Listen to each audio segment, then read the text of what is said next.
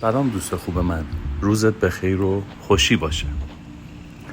امروز برای خرید رفتم بیرون. داشتم قدم می زدم و داشتم تفکر می کردم در این که نظام این جهان از کهکشان ها گرفته، سیارات مختلف، زمین، طبیعت، گیاهان، حیوانات، حشرات و هر چیزی که در این دنیا خلق شده طبق یک نظم و نظامی داره کاملا درست و کامل پیش میره.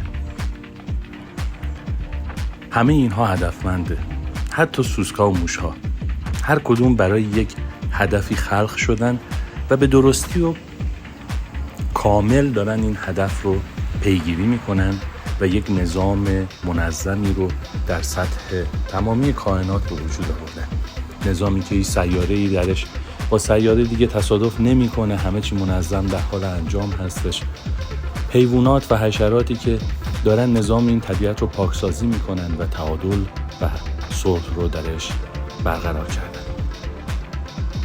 اما وقتی نگاه کردم به کوچه ها، خیابون ها، خونه ها، ماشین ها، انسان ها، اون نظم و نظام غایی و کامل رو درشون هیچ وقت نمی‌بینی.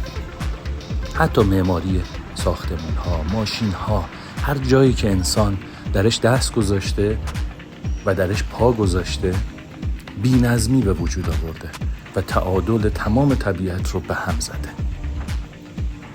آیا خداوند برای انسان برنامه مشخصی نداشته؟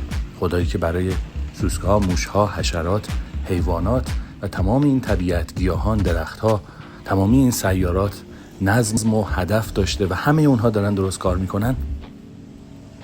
انسان کجای راه رو اشتباه رفته؟ انسان چه چیزی رو تجربه کرده؟